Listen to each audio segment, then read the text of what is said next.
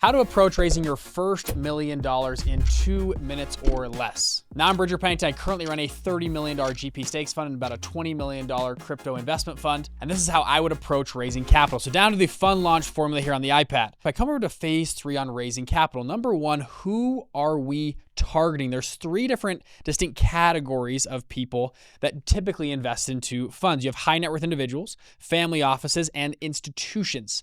Generally speaking, on your first raise, you're really going to be targeting kind of this group of people. High net worths, maybe a few family offices. I would not even talk to institutions. They're not ready yet. Furthermore, per the SEC, there are a few different type of investors. You have non-accredited, accredited, and actually 2 above that, which is qualified clients and qualified purchasers. For us speaking, generally, when you're raising a fund, you're generally going to be raising from this group or above. If you raise from non-accredited investors, you're going to be, hitting a lot of different compliance problems over here. Now, that being said, how do I actually go raise this capital? We call this, there's 3 distinct stages of raising capital. Number 1, are you even in the room? Are you around these high net worth individuals? Are you even in the vicinity of them? Okay. Number 2, maybe you are in the room, you know some people that high net worth, but how do you connect with them? How do you get them to see, oh, Bridger is a guy or Sally's a gal that I want to invest into? That would be number 2, the connect phase.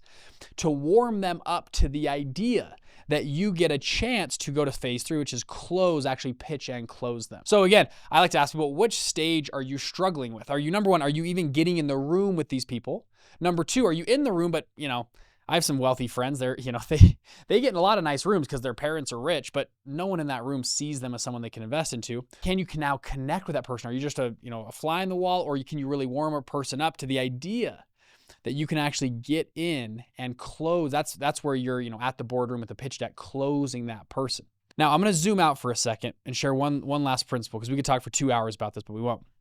How do we actually raise that first capital? I asked my dad this, and he gave me this example. So I'm like, I don't have a long track record. This is my first time ever raising capital. People, who's going to believe in me? And he gave me this example. He said, Bridger, imagine me and you found this car up in Montana, and the car is a Lamborghini Aventador. It's worth $300,000, and we could sell it easily for $300K. It's going into, there was a bankruptcy or something happened. We can buy the car this weekend, crazy example, for $50,000. We've already had a mechanic look at it. This car is legit. If we show up with cash on Saturday, we can buy the car for $50,000. And he said, Bridger, could you find $50,000 by Saturday? Maybe.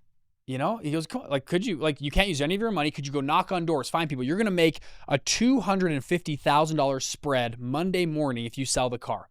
And just go with me. It's a hypothetical example. And I'm like, yeah, actually, you know what? I probably wouldn't sleep for 3 days. I'm in college at the time. I was like, you know what? Yeah, I could probably go find 50 grand. I'd have to work my guts out to find it. But if we're gonna make $250,000, we can split it with our investor. Dang straight. Yeah, I'm gonna work all day. I can figure it out. And he goes, why? When I go, because the deal was so good. It was so juicy. And my dad said, 3 minutes ago, you were worried you were too young, you're inexperienced, you've never raised capital before. And all of a sudden, you're telling me you could raise $50,000 by this Friday or this Saturday. Why? Because the deal was so good. When you guys listen to the fund launch formula here, we emphasize heavily on the deal. When you have asymmetrical risk deals like this that are phenomenal, that you would mortgage your own house, you would take your own grandma's money and put it in this deal because the deal is that good. It's that good of a deal. Capital raising becomes a lot easier. Now, there are lots of tricks and tips to get in the right room, connect, and close the room. But the easiest tip or trick is just have a really good investment strategy. Have a really good deal. Have a very, very strong edge. In this video, we don't have time to keep going on this. You can see our other videos, but that's what I would tell somebody. Have a very, very good deal. Focus on the right people, probably high net worth individuals here, and then work on getting in the right room, connecting that room, and then closing the room from there. Hopefully that's helpful. We'll see you in the next video. Bye-bye.